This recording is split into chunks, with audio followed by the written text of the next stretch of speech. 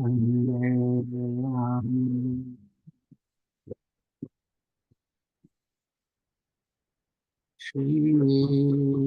Guru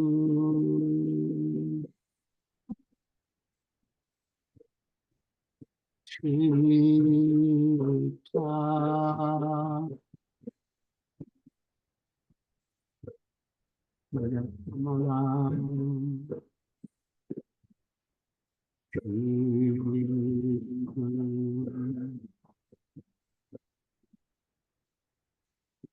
Vaishnava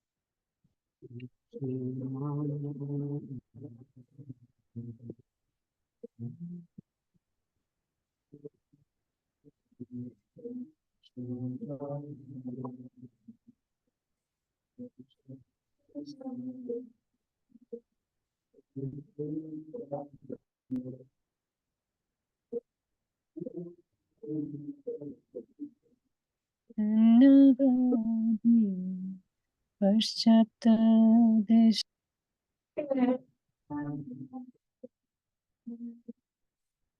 Namaste.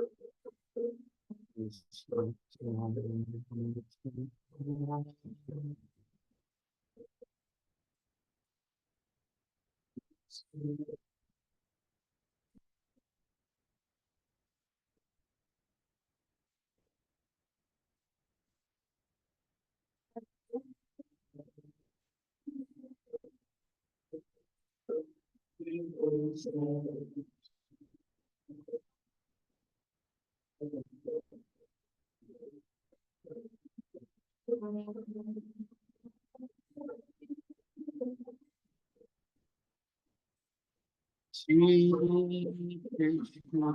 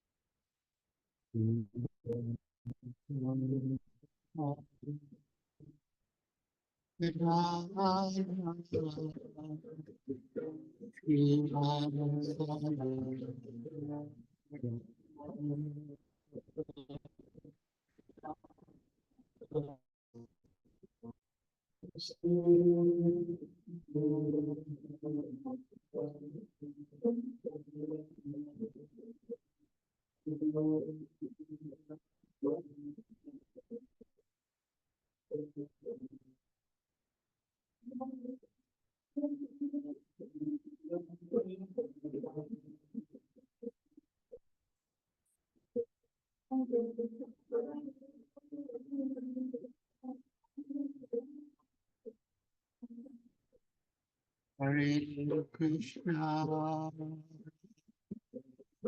Krishna,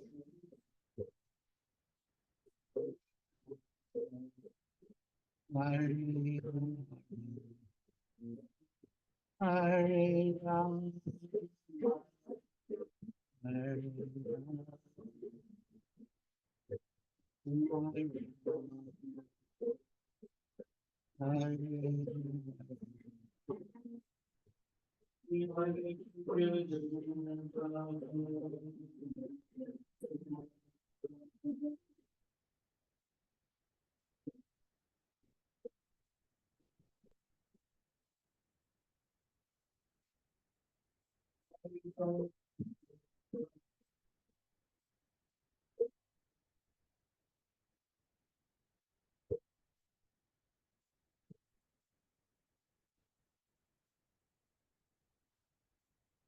Hare Krishna, Hare Krishna, Krishna, Krishna, Hare Hare, Hare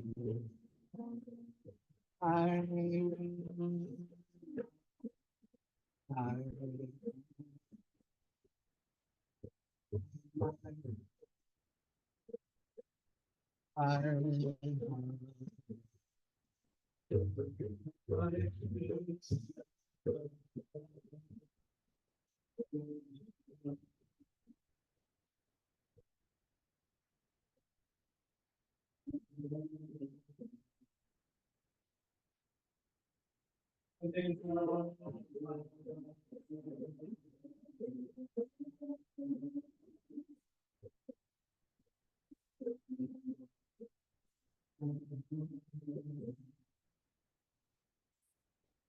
Hare Krishna,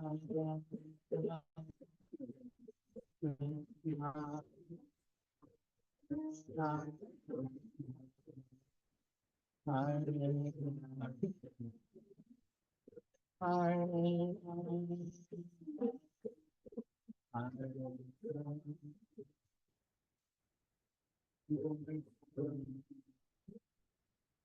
Hare,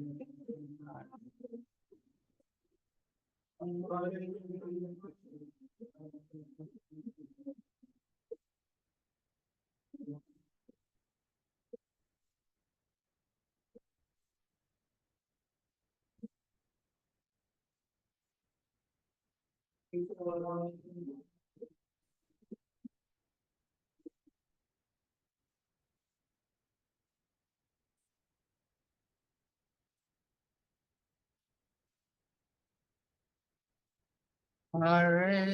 Krishna, Hare Krishna,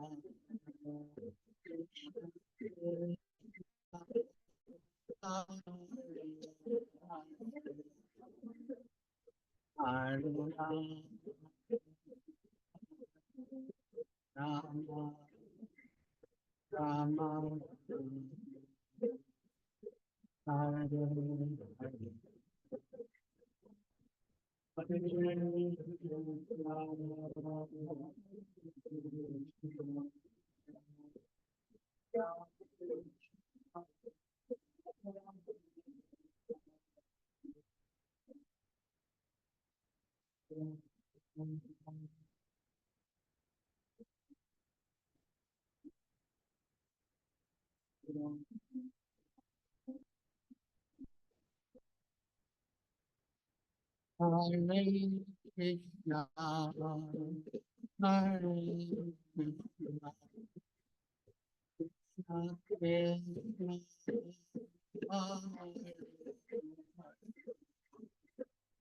Hare Rama, Hare Rama, Rama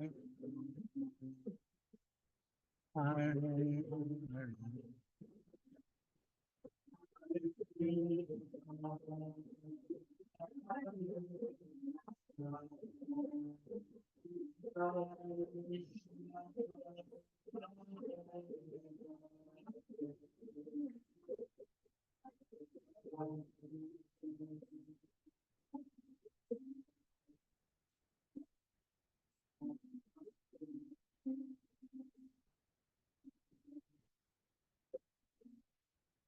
Jaya Prabhu Jaya Jaya Prabhu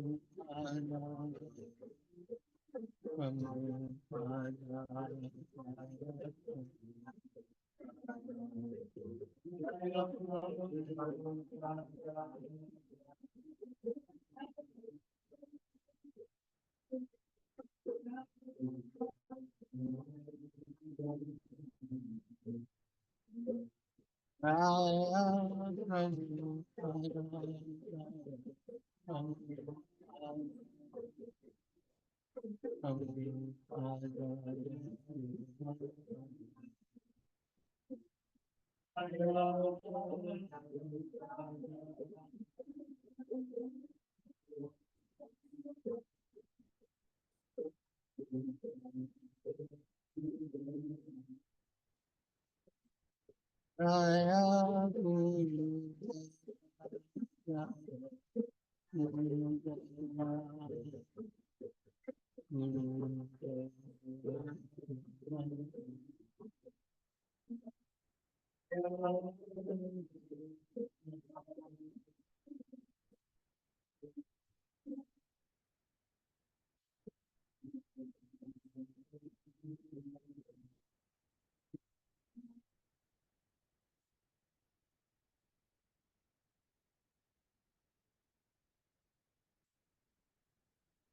Jayam Vishnupad Paramahansa Pariprajakacharya Stotra Satasri Srimad Bhakti Vedanta Swami Prabhupada Ki Jai. ISKCON founder Acharya Srila Prabhupada Ki Jai. Jayam Vishnupad Paramahansa Pariprajakacharya Stotra Satasri Srimad Bhakti Siddhanta Saraswati Goswami Prabhupada Ki Jai. Ananta Koti Vaishnava Vrinda Ki Jai. Namacharya Srila Haridas Thakur Ki Jai. Prem Se Kaho Sri Krishna Chaitanya Prabhu Nityananda Shri Advaita Gadadhar Shivas Adi Gaur Bhaktivinoda Ki Jai. Shri Shri Radha Krishna Gopa Gopinath Shamakunda Radha Kunda Giri Govardhan Ki Jai. Vrindavan Dham Ki Jai. Navadvip Dham Ki Jai. Chamuna Mai ki jai, Ganga Mai ki jai, Tulsi Devi ki jai, Bhakti Devi ki jai, Samveta Bhakta Vrinda ki jai, Nitai Gaur Premanande Hari Hari Bo. All glories to the assembled devotees. All glories to the assembled devotees. All glories to the assembled devotees. All glories to Sri Guru and Sri Gauranga. All glories to Srila Prabhupada. Jai.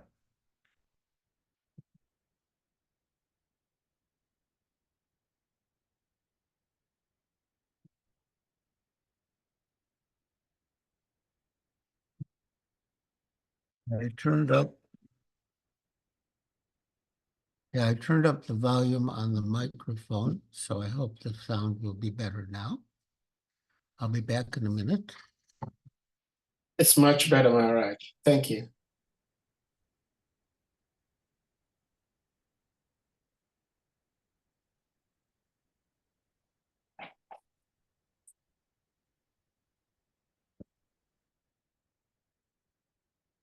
Hare Krishna, my dear devotees.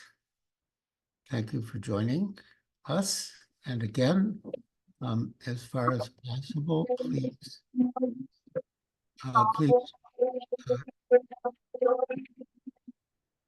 please turn on your cameras as far as possible so we can see your beautiful moonlight faces. So now we shall read from Srimad Bhagavatam, Canto 2, Chapter 10. Bhagavatam is the answer to all questions. Text 4. Om Namo Bhagavate Vasudevaya.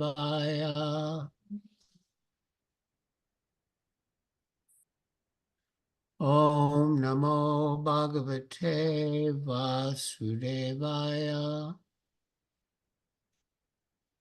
Om Namo Bhagavate Vasudevaya.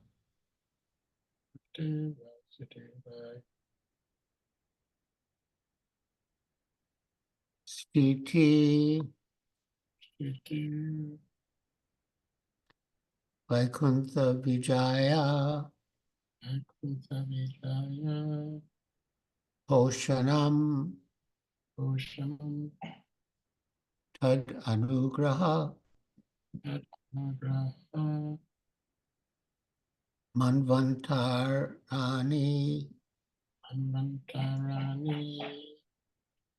Sadharma Utaya Karmavasana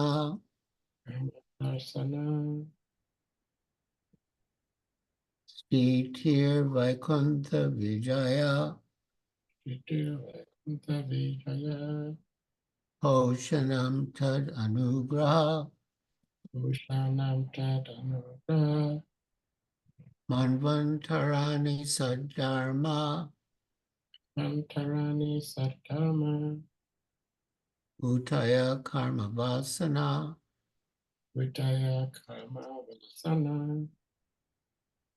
Stitir Vaikuntha Vijaya Poshanam Tad Anugraha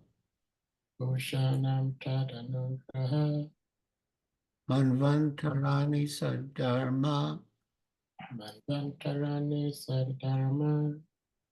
Utaya Karmavasana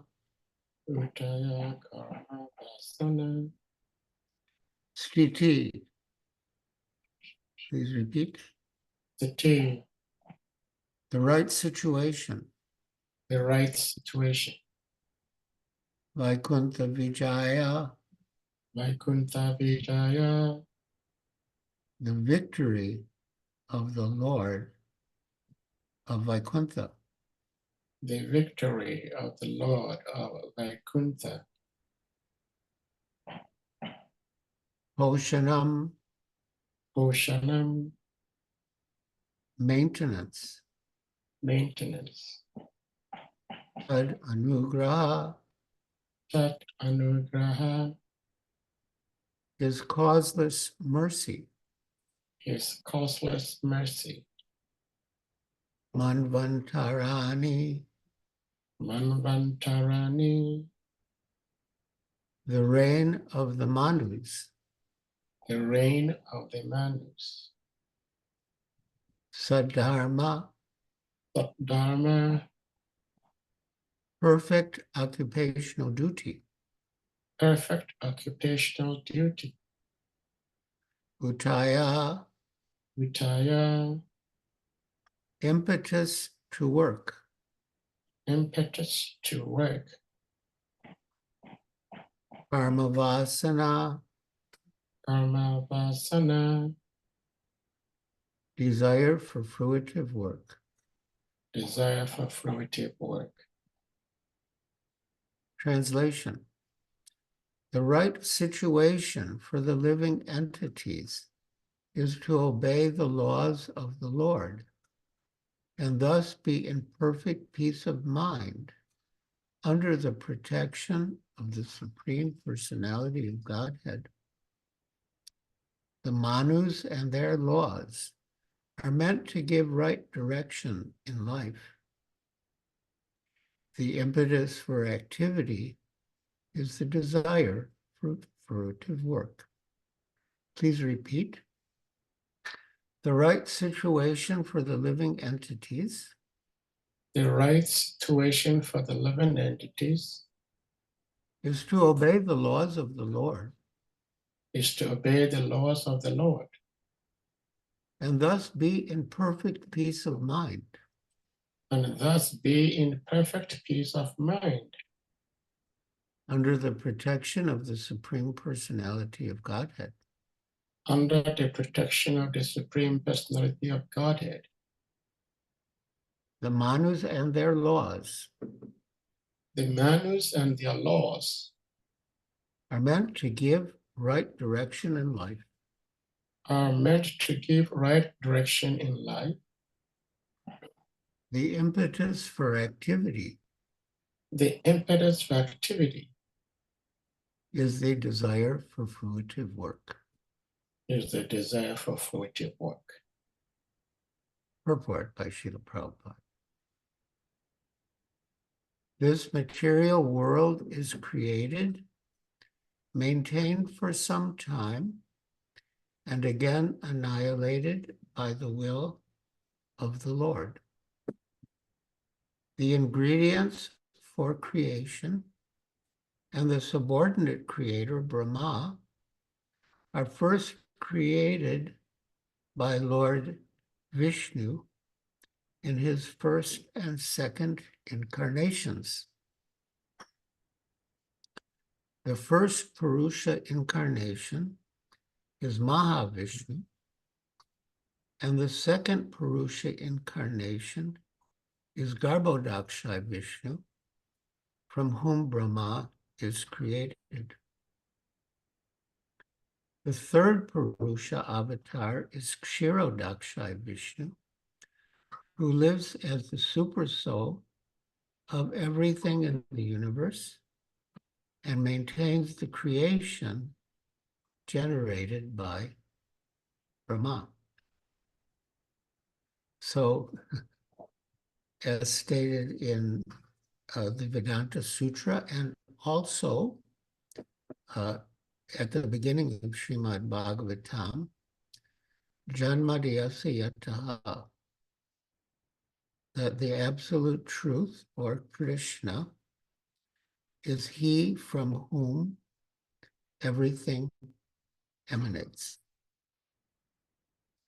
And in this purport, we can see how scientific Krishna consciousness is, because it gives a complete explanation of how Krishna is the origin of everything.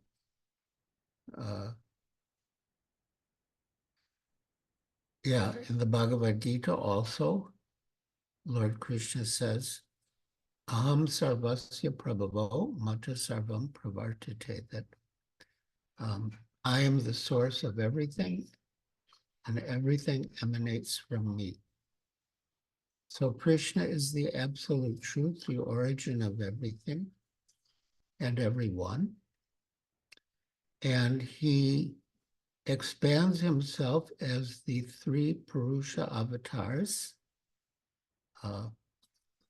Mahavishnu, Garbhodakshai Vishnu, and Chirodakshai Vishnu, to create and maintain the universes. And we are also being maintained by Krishna out of his causeless mercy. Also, as stated in the Shastra, Nitya Nityanam, Chaitanas Chaitananam, Eko Yo Vidudati Kaman. There are many eternal living entities, Nitya, Nityanam, and out of the many plural living entities, there's one singular living entity, who is Krishna. Nityo Nityanam, Chaitanas Chaitananam, and there are many conscious living entities, and out of the many plural number of conscious living entities, there is one singular conscious living entity, who is Krishna.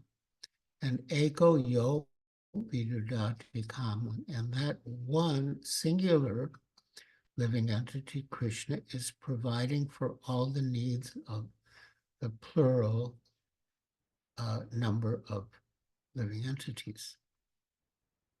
So we should always feel grateful to Krishna for providing all of our necessities, the air we breathe, the water we drink, ultimately the food we eat.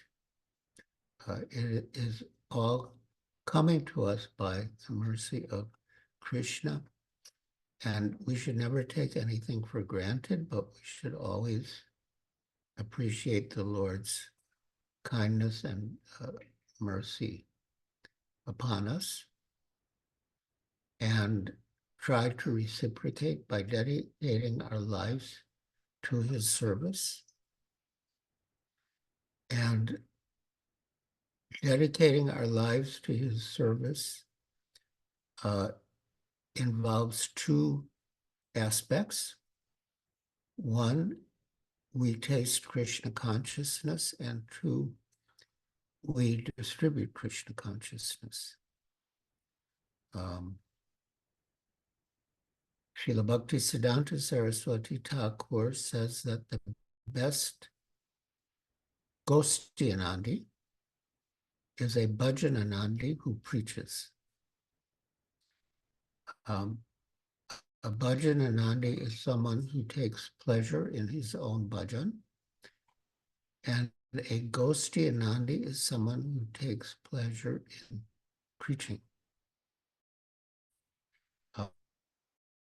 Srila Bhaktisiddhanta Saraswati Thakur says the best is a Bhajananandi who preaches, someone who relishes Krishna consciousness. Once I was staying with Vaisheshika Prabhu at his home in Birmingham, California, and I went through his whole morning program with him, and he did more or less this as we all do as part of our morning program, but he did great enthusiasm. And afterwards, we were discussing the book he was reading. Has been published, Our Family Business. And he said that the impetus to preach should come from the overflow of the ecstasy we feel through our spiritual practices, which basically confirms or reiterates what Srila Bhaktisiddhanta Saraswati Thakur said. The best Gosti Anandi is a Bhajan Anandi who preaches. Now we can go back, yes. So, Shiva is one of the many sons of Brahma, and he annihilates the creation. Therefore, the original creator of the universe is Vishnu, and he is also the maintainer of the created beings by his causeless mercy. Yes, we are being maintained by his causeless mercy. We should always remember that. As such, it is the duty of all conditioned souls to acknowledge the victory of the Lord and thus become pure devotees and live peacefully in this world where miseries and dangers are always in existence. So yes, as such, it is the duty of all conditioned souls, all of us, to acknowledge the victory of the Lord and thus become pure devotees and live peacefully in this world where miseries and dangers are always in existence. So here I think of a beautiful verse from Srimad Bhagavatam, Canto 10, Chapter 14, text 58. And I'll sing it. The Sanskrit is beautiful, and the meaning is beautiful.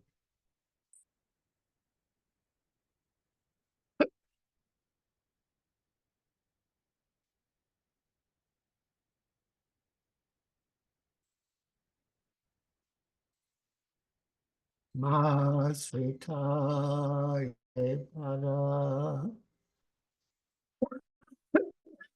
pulava savam mat padam punyaya murare avam buddhir vatsa padam param padam padam padam yadvi padam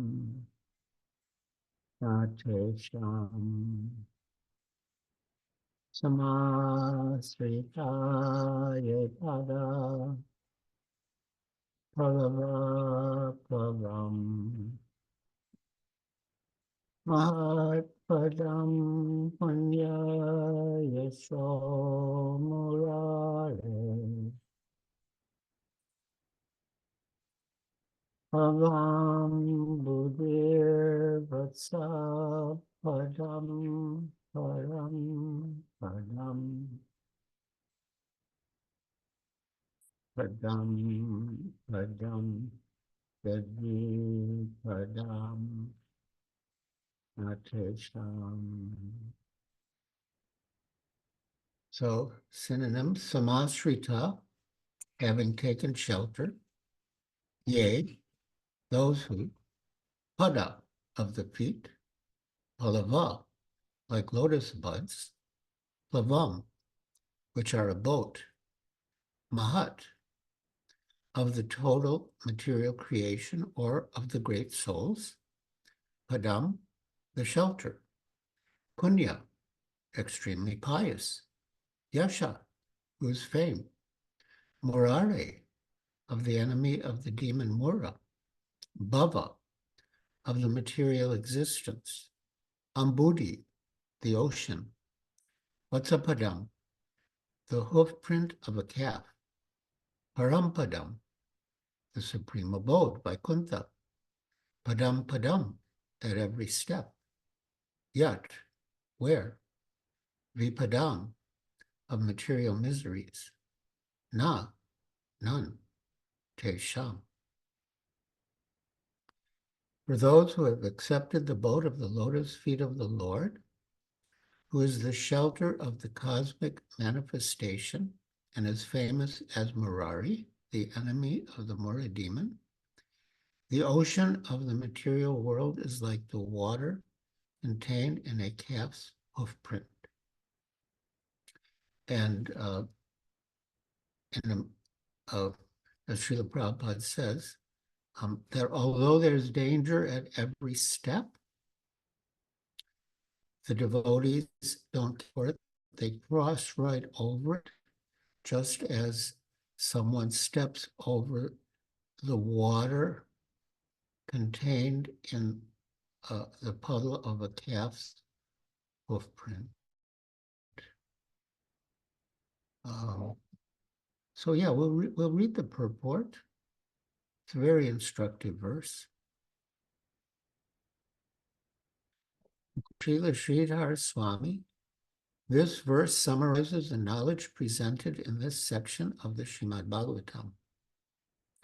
Krishna's lotus is described as pallava, flower buds, because they are most tender and of a pinkish hue. According to Srila Sanatana Goswami, the word pallava also indicates that Lord Krishna's lotus feet are also just like desire trees, which can fulfill all the desires of the Lord's pure devotees. So my dear devotees, this is very, Lord Krishna's lotus feet are just like desire trees, which can fulfill all our desires. Even exalted devotees like Sri Narada, who are themselves the great shelter for the conditioned souls in this universe, personally take shelter of the lotus feet of Lord Sri Krishna. Thus, it is natural that when Lord Krishna manifested himself, the young boys and calves of Vrindavan, their parents were more attracted to them than previously. Many of you know the story, but Lord Brahma, to test Lord Krishna, stole all the cowherd boys and calves when they were with Krishna having a picnic in the forest of Vrindavan. And Krishna, of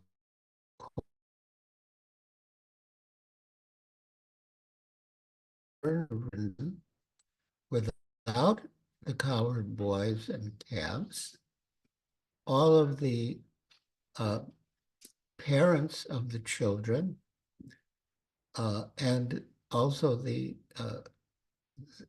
cows would be in anxiety and great distress.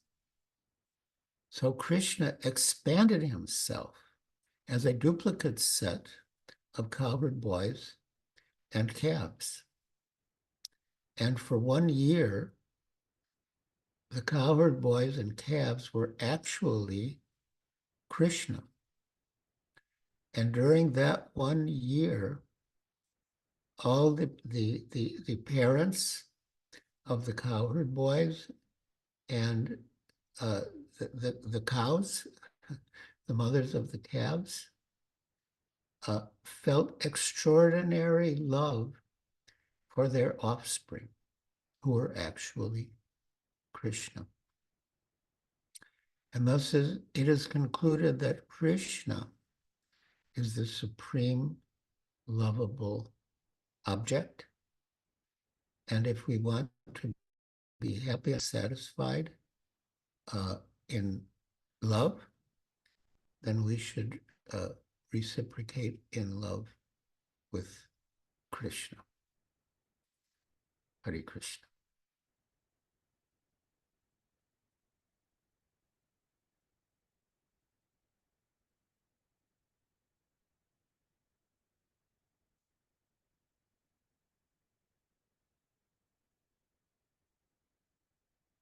So coming back to the purport.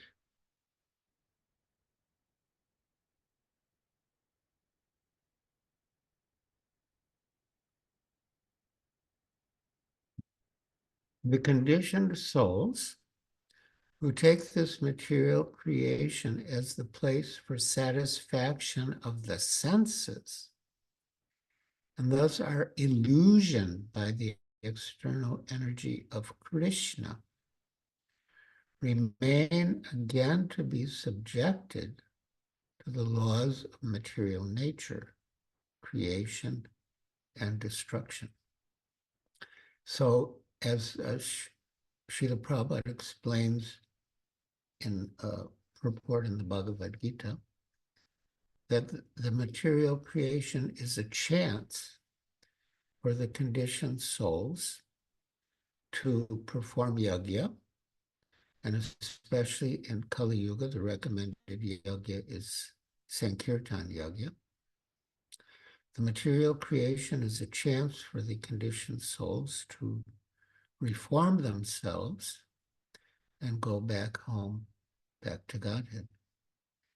So we shouldn't take the material creation as a place for the gross gratification of our senses, but we should take it as a place where we can engage in devotional service, purify our existence, and prepare to go back home, back to Godhead.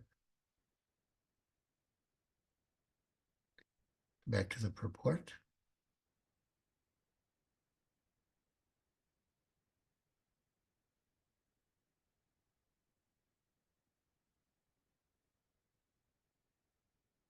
Bhagavad Gita, it is said that beginning from the topmost planet of this universe down to the lowest planet, Patala Loka, all are destructible. And the conditioned souls may travel in space, either by good or bad work, or by modern spacecraft, but they are sure to die everywhere. Although the duration of life in different planets is different. So yes, a Brahma Bhuvanaloka Purna Janma Avartina, from the highest planet of Brahmaloka down to the lowest, all are places of misery, where the repetition of birth and death occur. The only means to attain eternal life is to go back home, back to Godhead, where there is no more rebirth as in the material planets. So I came to Krishna consciousness in Boston, and I joined the Boston Temple. And eventually we got our own property at 40 North Beacon Street. And Srila Prabhupada was very pleased, and he had the press move there. And one of the books printed by our ISKCON Press, which later became the BBT, was Easy Journey to Other Planets. And Srila Prabhupada personally designed the cover. And in one corner was Goloka Vrindavan, and in the other corner was the material creation. And then there was outer space. And there was a devotee flying through outer space from the material world to the spiritual world, holding his beads. And Srila Prabhupada commented, yes, by the beads. by the beads. You can go from the material world to the spiritual world.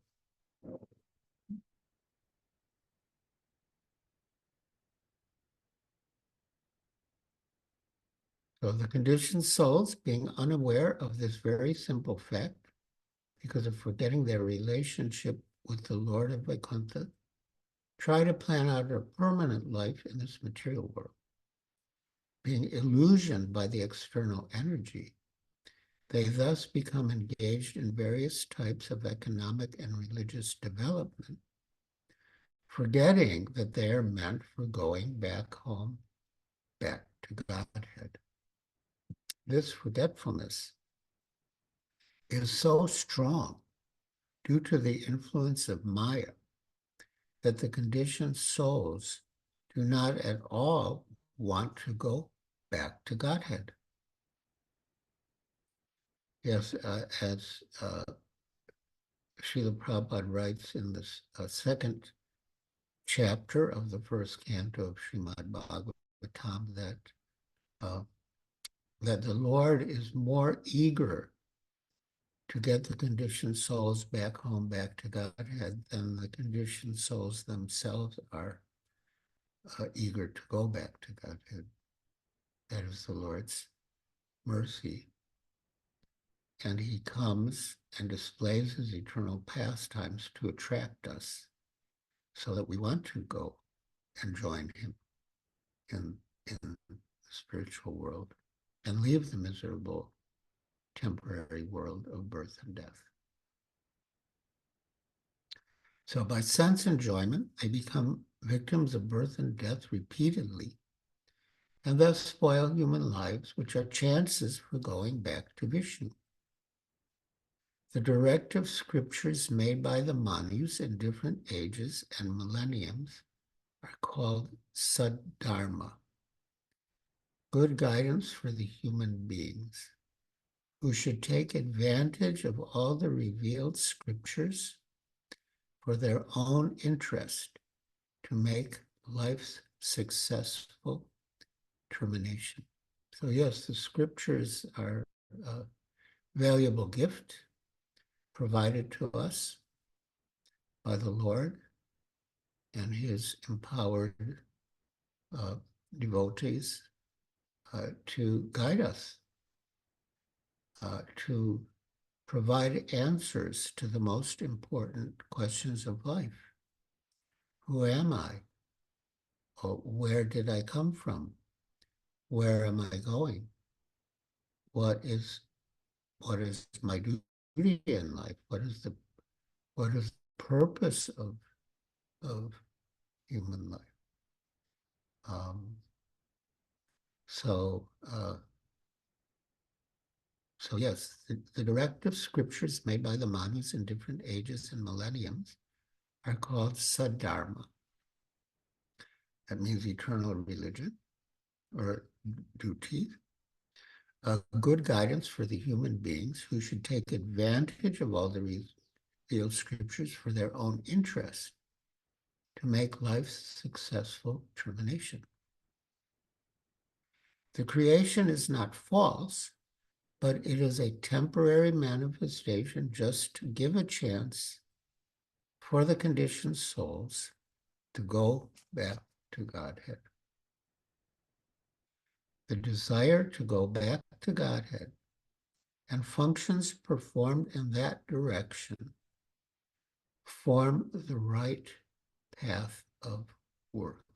So yes, that is Saddharma, to desire to go back to Godhead and to act in such a way that one prepares oneself to go back to Godhead. Back to the purport.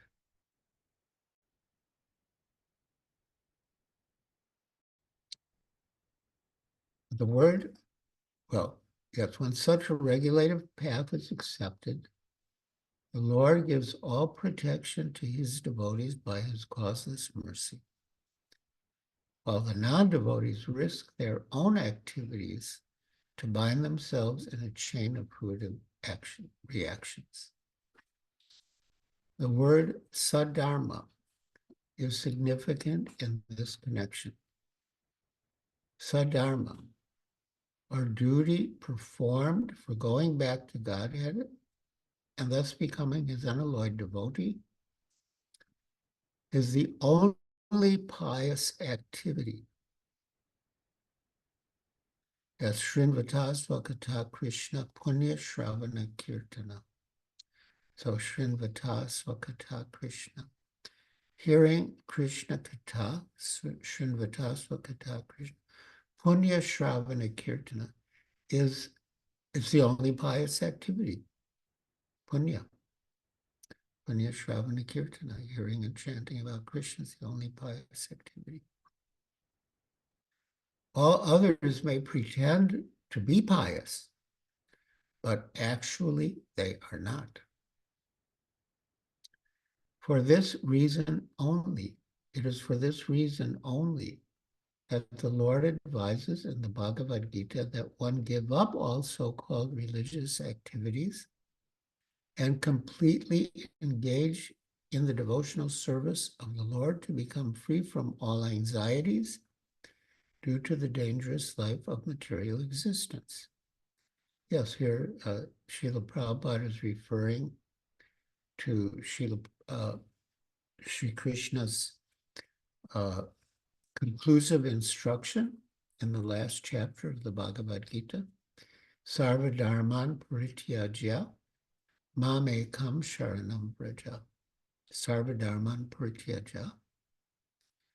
Give up all varieties of religiousness. Sarva dharman parityajya mam ekam sharanam vraja. And take complete shelter of Krishna.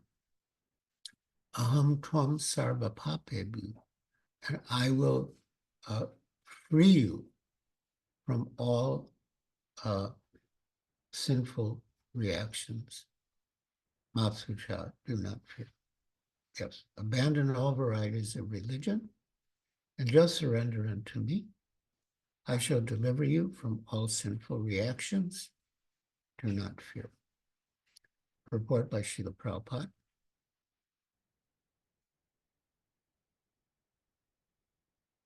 And we get back to the purport. The Lord has described their kinds of knowledge and processes of religion. Knowledge of the Supreme Brahman, knowledge of the Super Soul, knowledge of the different types of orders and statuses of social life.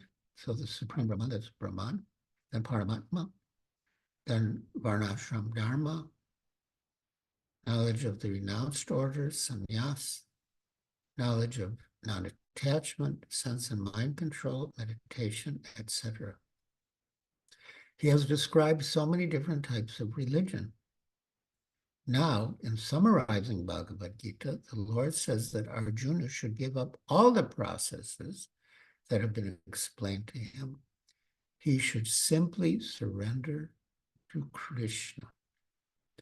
That surrender will save him from all kinds of sinful reactions, for the Lord personally promises to protect him.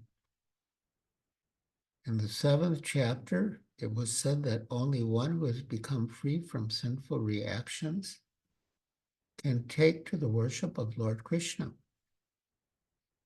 One may think that unless he is free from all sinful reactions, he cannot take to the surrendering process. To such doubts, it is here said that even if one is not free from all sinful reactions, simply by the process of surrendering to Sri Krishna, he is automatically freed. There is no need of strenuous effort to free oneself from sinful reactions. One should unhesitatingly accept Krishna as the supreme savior of all living entities. With faith and love, one should surrender unto him. So we hear a lot about surrendering to Krishna, but what does it actually mean to surrender? And here Srila Prabhupada explains, the process of surrender to Krishna is described in the Hari Bhakti Vilas 11:676. Anukulyasya sankalpa pratikulyasya varjanam rakshishyatiti vishvaso kochitrevaranam tita atma nikshepa karpanye sadvida sharanagati. According to the devotional process, one should accept such religious principles that will lead ultimately to the devotional service of the Lord. So yes, anukulyasya sankalpa, one should accept whatever is favorable, and pratikulyasya varjana, one should reject whatever is unfavorable. One may perform a particular occupational duty according to his position in the social order. But if by executing his duty one does not come to the point of Krishna consciousness, all his activities are in vain. Yes, as stated in Srimad Bhagavatam, Shrama evaki kevalam, he simply wasted his time. Anything that does not lead to the perfectional stage of Krishna consciousness should be avoided, pratikulyasya varjana. One should be confident that in all circumstances, Krishna will protect him from difficulties. There's no need of thinking how one should keep the body and soul together. Krishna will see to that. One should always think himself helpless and should consider Krishna the only basis for his progress in life. As soon as one seriously engages himself in devotional service to the Lord and full Krishna consciousness, at once he becomes free from all contamination of material nature. There are different processes of religion and purificatory processes by cultivation of knowledge, meditation, and the mystic yoga system, etc. But one who surrenders unto Krishna does not have to execute so many methods. That simple surrender unto Krishna will save him from unnecessarily wasting time. One can thus make all progress at once and be freed from all sinful reactions.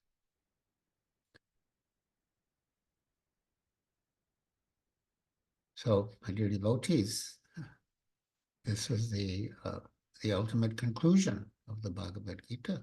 Sarva dharman pratyaja mamekam saranam braja tam sarva papebhyo mokshayishyami masucha. And also, just before that, manmana bhava madbhakto, always think of Krishna. Manmana bhava madbhakto, become Krishna's devotee. Madhyaji, worship Krishna. Mam namaskuru, offer obeisances to Krishna. Manmana bhava madbhakto madhyaji mam namaskuru. Mame vaishyasi satyam te pratijane priyosimi. I promise you this because you are my very dear friend. So, Srila Prabhupada has given us the whole process. He has translated so many scriptures to give us guidance.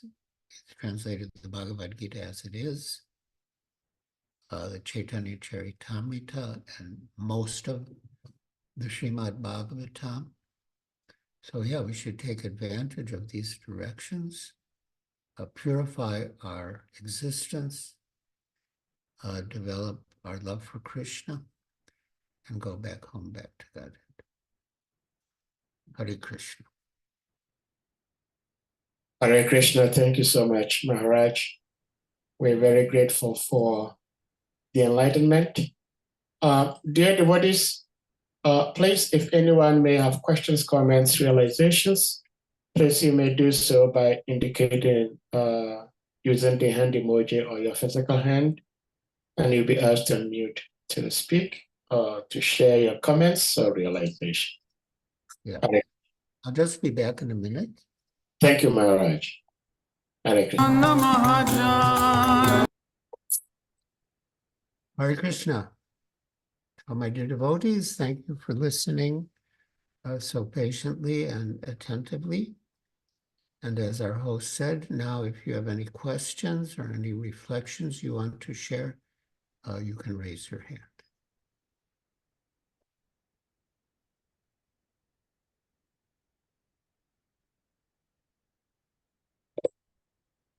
Hare Krishna Maharaj, I've always been battling with my troublesome mind because I've heard that pure devotional service, and like Srila Prabhupada said in the purport, we're trying to become pure.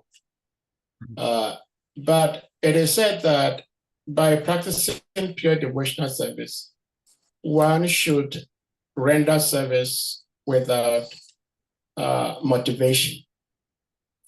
But I've been trying to practice devotional service with some motivation, and the motivation is to go back home, back to God.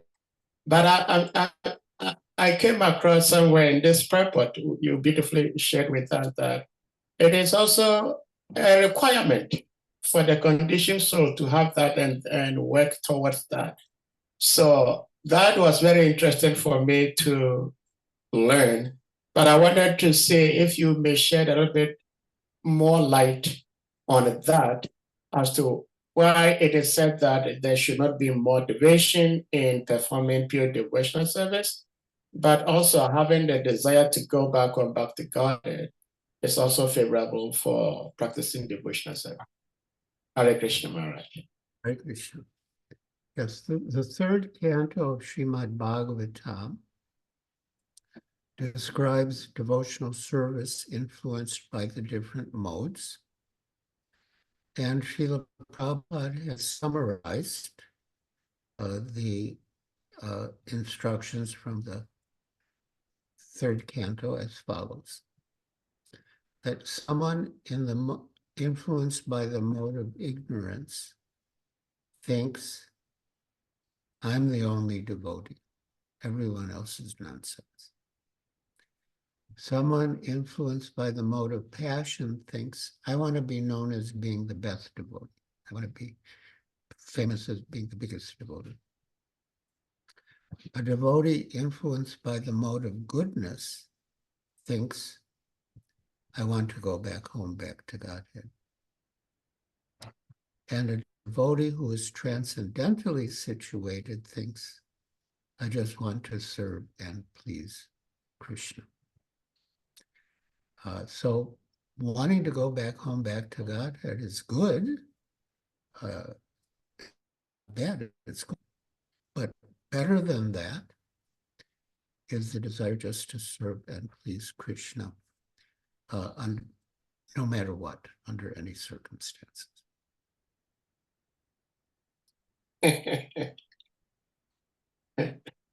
Thank you, Maharaj. I am not there yet. I want to go back. I don't know what might happen to me if I'm still in this material world. I might even lose my little spiritual practices. So I hope someday I may get there, but at this point, I just want to go back. It's like I'm tired, and I cannot terminate my life, say or thinking that I'm tired. But when my time is up, if by the mercies of Guru devotees Krishna, if I may go back home, I will be really appreciated. And I believe lots of devotees probably are in the same shoes as mine. Most devotees want to go back home. I wish you all the best. Thank you so much, Maharaj.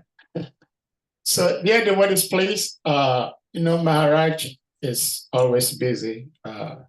And so once we have his blessed association, please, we should try to make as much good use as we possibly can. And therefore, if we have any doubts, we should ask and have them cleared so we may perform our devotional service with more eagerness and enthusiasm.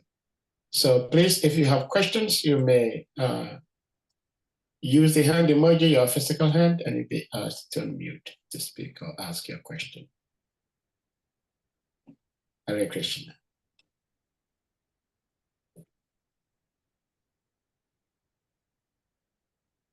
Well, it seems devotees are quite satisfied, but Maharaj, I am always nobody. But I wanted to share something with the devotees so that we may become a little bit more cautious in our practice of devotional service. And that is something Srila Prabhupada said in, where is this? Srimad Bhagavatam. I'll try to put it up on the screen. Okay. Srimad Bhagavatam, Canto 4, Chapter 21, Text 31. This chapter talks about King Prithu's instructions. Yeah. And I would like to read the translation, and I'll go to where I wanted to highlight. By the inclination, Maharaj, you were saying something? Please proceed. Please. Okay. By the inclination to serve the lotus feet of the Supreme Personality of Godhead, suffering humanity can immediately cleanse the dirt which has accumulated in their minds during innumerable births, like the Ganges water which emanates from the toes of the lotus feet of the Lord. Such a process immediately cleanses the mind, and thus spiritual or Krishna consciousness gradually increases. So in the purport, of course, we're learning how Mother Ganges descended onto earth. And so Srila Prabhupada says in the purport here, which I have highlighted, Lord Sri Krishna also says in Bhagavad Gita that simply by surrendering unto him, one is immediately relieved of all sinful reactions, which Maharaj, you referenced 1866. As Krishna takes away all the sinful reactions of a person immediately upon his surrender unto him, similarly, the external manifestation of Krishna, the representative of Krishna, who acts as the mercy of the Supreme Personality of Godhead, takes all the resultant actions of the sinful life of the disciple immediately after the disciple's initiation. Thus, if the disciple follows the principles instructed by the spiritual master, he remains purified and is not contaminated by the material infection.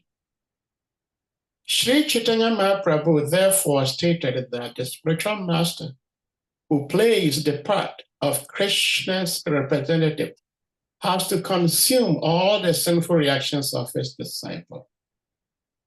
Sometimes a spiritual master takes the risk of being overwhelmed by the sinful reactions of the disciples and undergoes a sort of tribulation due to their acceptance. Sri Chaitanya Mahaprabhu therefore advised that one not accept many disciples. And I had I don't know how to describe, but I had this sense of sharing this to remind ourselves that it is not ordinary to have a spiritual master, especially coming from the disciplic succession of our Gaudiya Sampradaya. And the spiritual masters, they know the risk, they know the dangers, and they still accept this role. And Maharaj, you are here with us. It is our fervent prayer unto thy holy feet that we as dikshas, as disciples, become more serious and we do things in such a way that we do not create more unfavorable reactions to our beloved spiritual masters. We say we love our spiritual masters, and therefore we wouldn't want to see our loved ones in difficult positions. So it is our fervent prayer that, Maharaj, you pray for us, you help us to stay focused and perform activities in such a way that our spiritual masters do not have to go through so much tribulations. This is our humble prayer to you, Maharaj. Hare Krishna. Wonderful, beautiful. Yes, every disciple should have that consciousness, not wanting to burden the spiritual master with sinful reactions. Yes, every disciple should have that mood. And be very careful as far as possible to follow the regulated principles strictly and not engage in any sinful activities. Thank you for reading that verse in purport and making us aware of this fact. Thank you so much, Maharaj. My beloved devotees, if anyone has something to share, please, you may do so before Maharaj calls it a day for this Sangha today.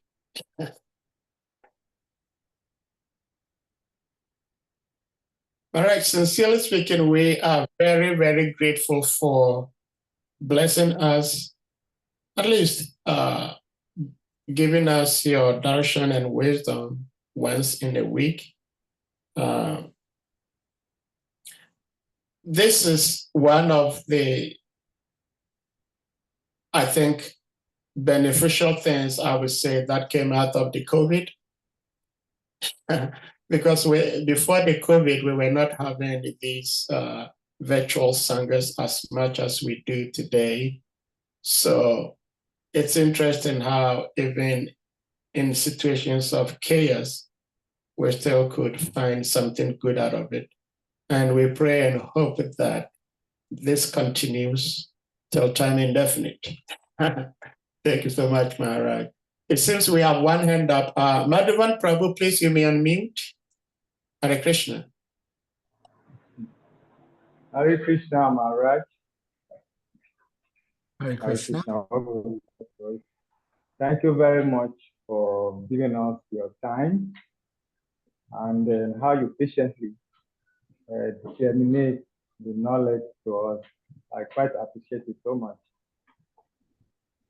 So my concern is that in the purport, there was a statement that as such, it's the duty of the conditioned soul to acknowledge the victory of the Lord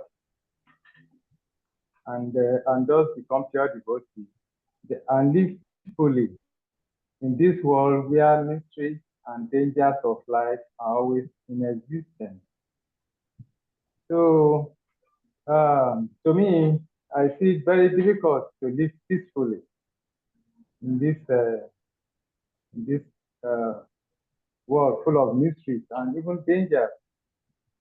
So, can you explain the level? Because they mentioned pure devotee. So to get to this level as a devotee, I feel it very, very difficult to live very peacefully because you don't pray for mystery comes, and there is danger in everything. We have to struggle, even though as a devotee, to make ends meet, to support even the temple. So in this process, there's a lot of problems, especially this age of Kali Yoga. You can't trust anybody. And at the same time, you have to work with people. So it's my serious concern. I don't know how I can live so peacefully in this type of situation. Hare Krishna. Hare Krishna. Well, the last verse of the 5th chapter of the Bhagavad Gita explains how we can be peaceful Srila Prabhupada calls this the peace formula. Bhoktaram yagyatapasam sarvaloka maheshwaram suridam sarvabhutanam gatvamam shantam richati. So Bhoktaram yagyatapasam, knowing Krishna to be the ultimate beneficiary of all sacrifices and austerities.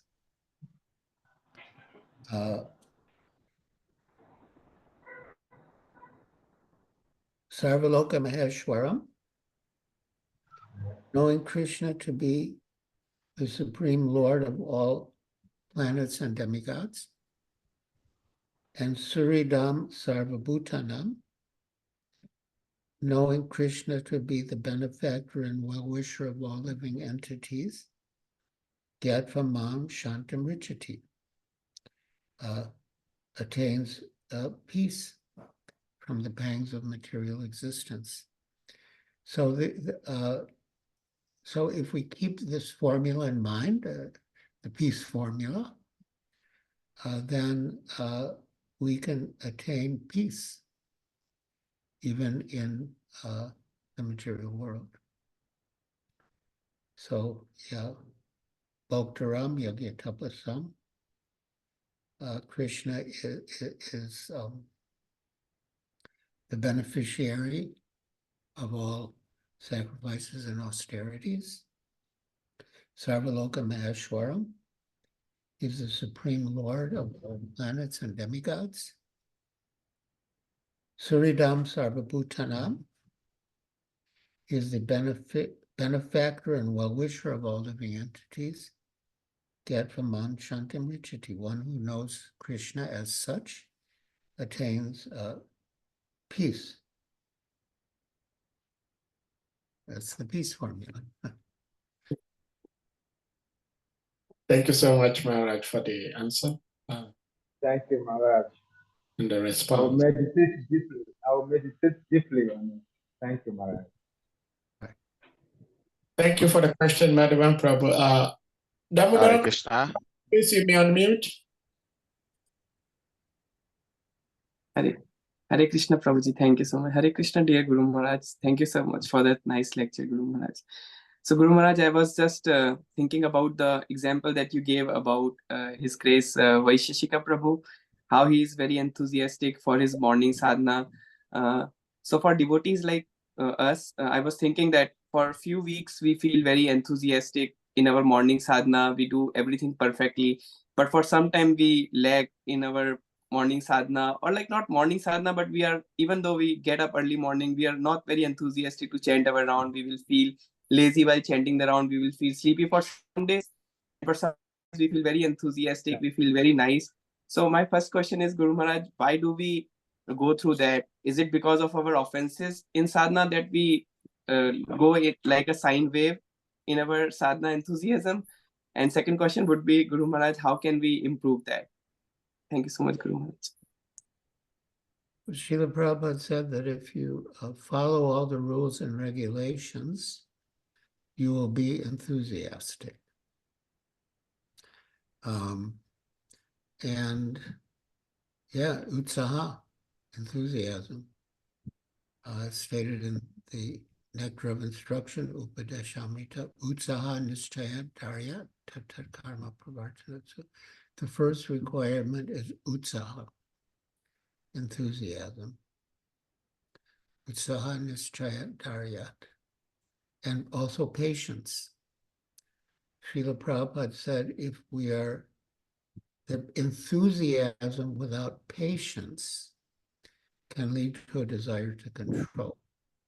And patience without enthusiasm can lead to lethargy or laziness. So we need both enthusiasm and patience. And one, as I mentioned, quoting Srila Prabhupada, one gets that enthusiasm by following all the regulated principles, the process of Bhakti Yoga.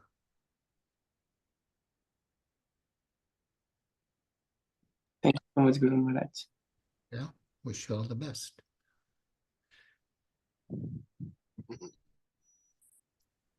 Hare Krishna Maharaj, yesterday we were,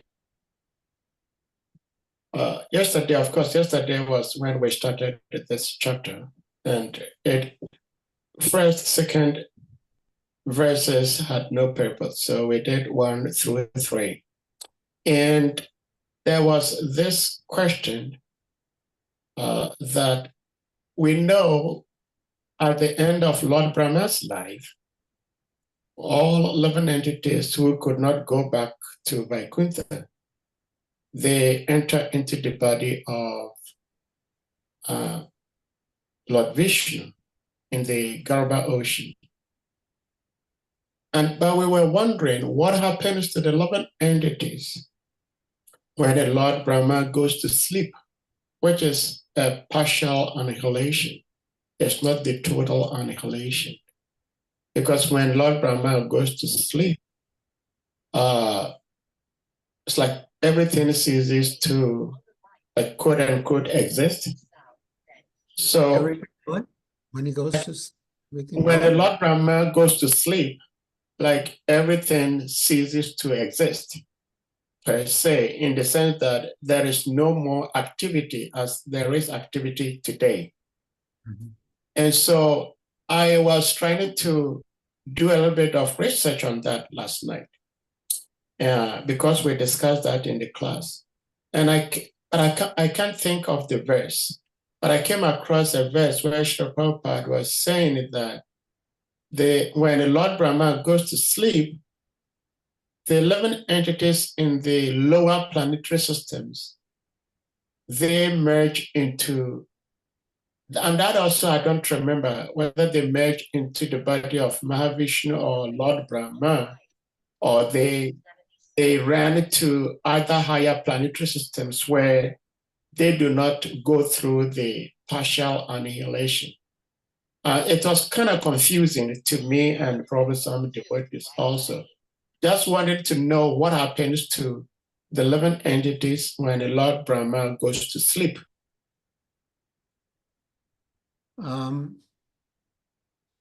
Yeah, they. So- Well, I think you more or less said it. The ones in the higher planetary systems, they continue, and the ones in the lower planetary systems, you could say, go take shelter in Vishnu. And then when Brahma wakes up, they again are cast, you could say, into the material world to continue from where they left off. Mm. Yeah. Wow. Okay, so that means that when the Lord Brahma goes to sleep and wakes up, he does not need to restart creation all again. The creation just unfolds. Yes. Okay. I was wondering whether, like, every time Lord Brahma goes to sleep, when he wakes up, he becomes confused, bewildered, and Lord Vishnu has to enlighten him. I say, wow, that would be a very difficult service. Thank you. So, Hare Krishna. Hare Krishna Govinda Prabhu. Okay, give me 1 second, Prabhuji, please. Thank you. So, Maharaj, thank you for explaining that the 11 entities, they just go into Lord Vishnu, and then when Lord Brahma wakes up, they are all let out of Mahavishnu again, Lord Vishnu again, and then they start from wherever they were before Lord Brahma went to sleep. Thank you so much for sharing that. Okay, so now, Govinda Prabhu, please, you may go ahead and then speak. Hare Krishna Maharaj, please accept my humble obeisances. All glory to you, all glory to Srila Prabhupada. And thank you again for always making yourself available for us to see you. Thank you very, very much. Now, Maharaj, my question is about the material universe being destroyed and then again recreation. We understand that the living entities are changing bodies because we have material desires. And as a result of our desires, we change body after body until such a time that we cease to desire materially, but desire Krishna consciousness. That's the only point that a living entity can stop changing bodies. Because when we take up our spiritual body, then there's no question of changing it again. Now, when it comes to the question of material universe being destroyed and recreation, I would like to understand. We know here in the material world, we have what is called demolition and renovation. Sometimes we demolish a house, or we break down a house and then rebuild it. We break it because we don't like the way it looks. Because we don't like the style, because it's old, because it's been kind of destroyed, and so therefore we break it and rebuild it. So may I know why the material universe has to be demolished, has to be destroyed, and again recreate? Is it because there's a deficiency somewhere? There's a contamination somewhere? There's a problem somewhere? That is why the material universe has to be destroyed and again has to be created. Will you please help me to understand?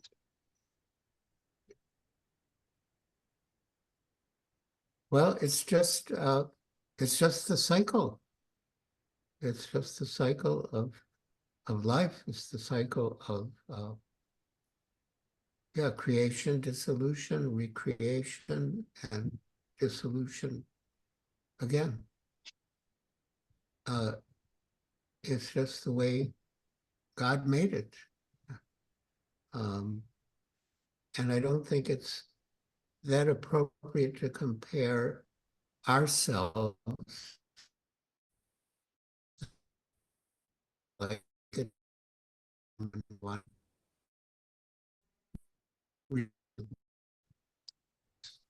maybe us.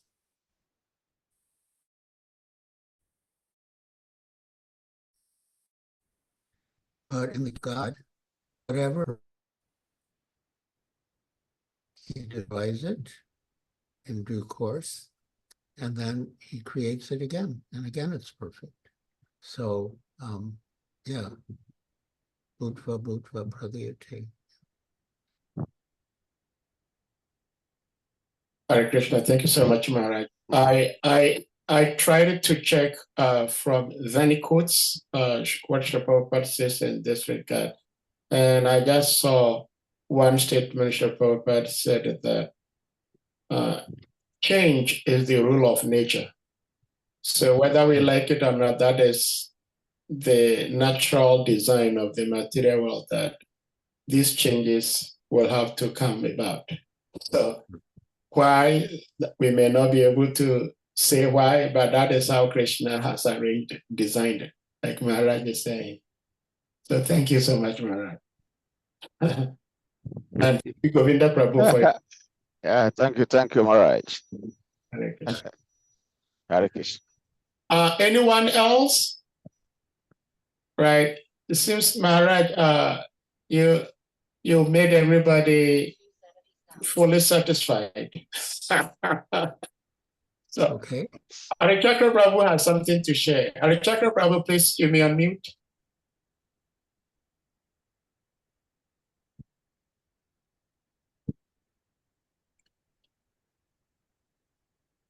We cannot hear you. Harichandra Prabhu, we cannot hear you. I see you. They're available for us. Okay.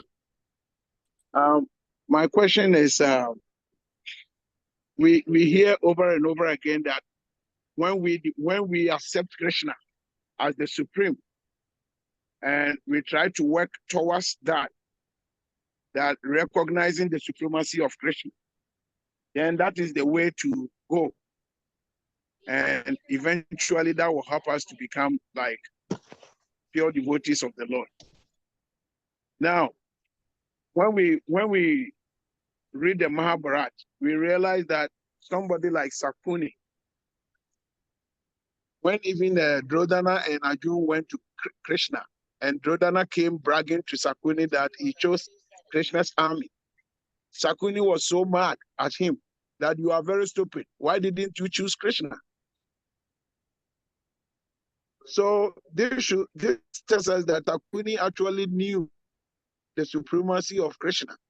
And yet you hear the activities of Sakuni, and he was like very unique. Even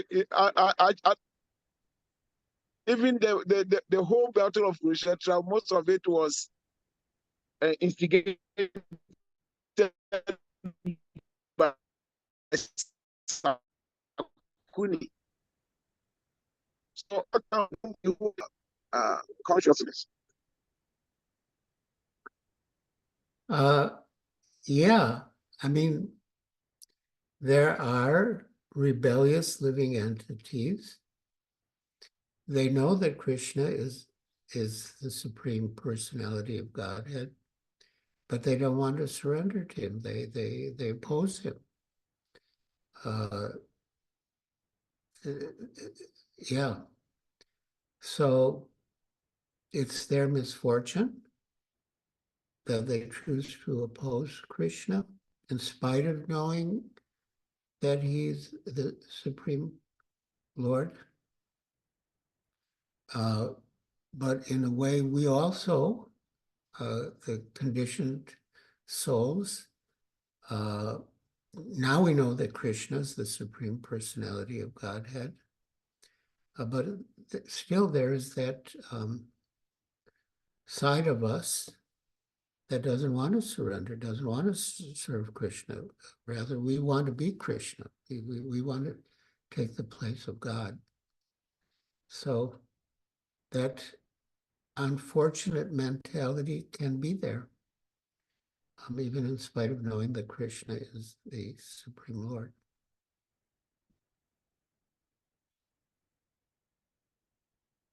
Hare Krishna, thank you so much, Maharaj. Hare Chakraprabhu, I hope you. Yeah, thank you, Maharaj. Thank you. Maharaj, I had asked a similar question. I don't remember who it was. And this devotee was saying that, Sahadev, you know, this is one of the beautiful acts of Krishna.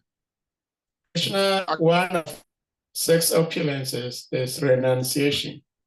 And so if one does not want to recognize him and serve him as the Supreme Lord, he really doesn't care, but you're going to suffer. So Shakuni, even though he knew the position, but he didn't want to surrender to him. And that was not for him. And it is not a problem for him to die. It will be a sorrow. But it becomes our problem if we surrender to him. Yes. So thank you so much for Mara.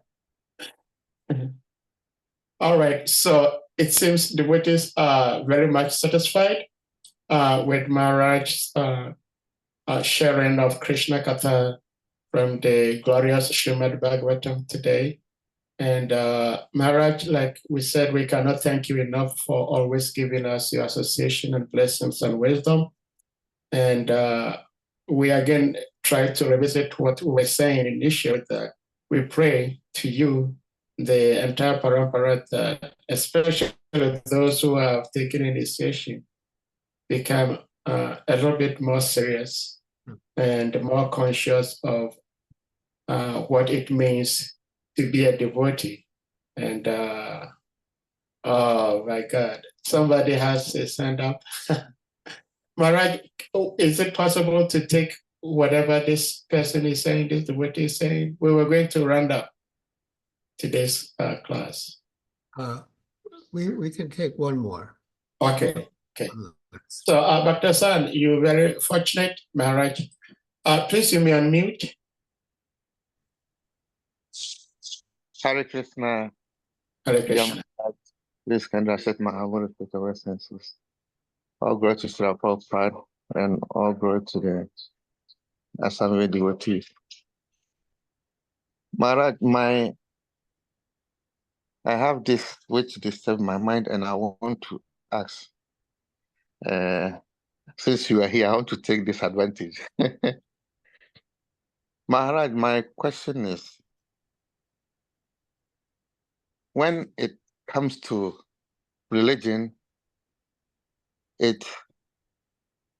I think the other day I was discussing with my father, his Grace Sahadev Prabhu. You can have a very deep love for a family, your brother, your mother, your father, your brothers, and family members. But when it comes to religion, you tend to become very, very deep enemies, especially when one changes from one faith to another. And I've been thinking very, very deep about that. So my question is, when we say Hare Krishna movement, what is the difference between movement and religion? Because most of the other faiths, they say Christian, Islam religion, Christian religion, and other religions, we call them that, which all of them, they are worshiping God. But Hare Krishna, we say Hare Krishna movement. So I want to know, what is the difference between movement and religion? This is my question. I'm asking this because in Krishna consciousness, they accept every religion. They accept every religion, no discrimination and anything. And there's so much love. They love everybody. So my question, why is it that in the religion there's so much hatred, and in the movement there is no hatred? So I want to know what is the meaning of the difference between the two of them. What is the movement, and why is Krishna consciousness not a religion? This is my question, Maharaj. Hare Krishna. Yes. Well, as Srila Prabhupada said, we're not sectarian. And, as stated in Srimad Bhagavatam, that any religion by which one develops one's dormant love for God is a first-class religion. So we don't mind what religion people follow as long as they're developing their love of God. And as Srila Prabhupada said, if you want to remain Christian, you remain Christian. If you want to remain Muslim, you remain Muslim. If you want to remain Jewish, you remain Jewish. But you add this, and you become a better Christian. You become a better Muslim. You become a better Jew. So, we're not trying to convert people. We just want them to develop their love for God, and they can remain, Hindu, Christian, Muslim, or whatever, and add this, and they'll become a better Hindu, better Christian, better Muslim, and really reach the perfection, which is a love of God. Thank you so much, Maharaj, for the response. And I hope Dr.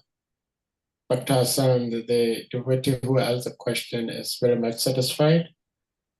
Yes. Yeah. Thank you. Yes, So sir. Dr. Swami Maharaj has one, I would say, popular video on YouTube, and he says the same words Maharaj just said, that Krishna consciousness helps one become a better Christian, a better Muslim, a better Hindu. And when we become better, we do not limit ourselves to that particular tradition, but we see ourselves as servants of God. So Yes. that's exactly what Maharaj is also saying. So thank you for the question, and thank you so much, Maharaj. We are going to humbly request all the devotees to kindly unmute, and we all chant the loudest Hare Krishna Maha Mantra as we possibly can to glorify our His Holiness Maharaj Swami Maharaj. Jai. Hare Hare Krishna, Krishna, Hare Hare Hare Hare Rama, Rama, Hare Hare Rama. Rama. Rama Rama Hare Hare Panchakapatarvishya Kripa Sindhuvya Evacha Manavebhyo Vaishnavebhyo Namo Namaha. Hare Guru. Jai. all grace assembled Vaishnava devotees. Ki Jai. Hare Thank you. Thank you, Guru Maharaj. Guru Maharaj. Thank you. Pranam, Guru Maharaj. Thank you, Maharaj. So we thank you for being here as always, and we hope to tomorrow, which is Thursday, and the day after tomorrow, Friday, and every day of the week except weekend, Saturday and Sunday. We're here Monday through Friday, and this is the home for all of us. So everyone is invited to enter into their own homes. Hare Krishna. We thank you so much. All right. Hare Krishna. Thank you, Prabhu. Hare Krishna, Guru Maharaj. Dandavat Pranam. Jai Srila Prabhupada. Hare Krishna. Hare Krishna, Guru Maharaj. Dandavat Pranam. Jai Srila Prabhupada. Thank you so much, Thank Guru you Maharaj. for arranging this auspicious Zoom class. Hare Krishna. Maharaj usually sees us all leave before he leaves, and because we do not want to keep him waiting, we're going to ask the devotees to leave. And the way we're going to ask the devotees to leave is that we're going to close the chapter, so Maharaj may leave. But dear devotees, okay, Hare Krishna. Hare Krishna. Hare Krishna. Hare Krishna. Hare Krishna. Jai.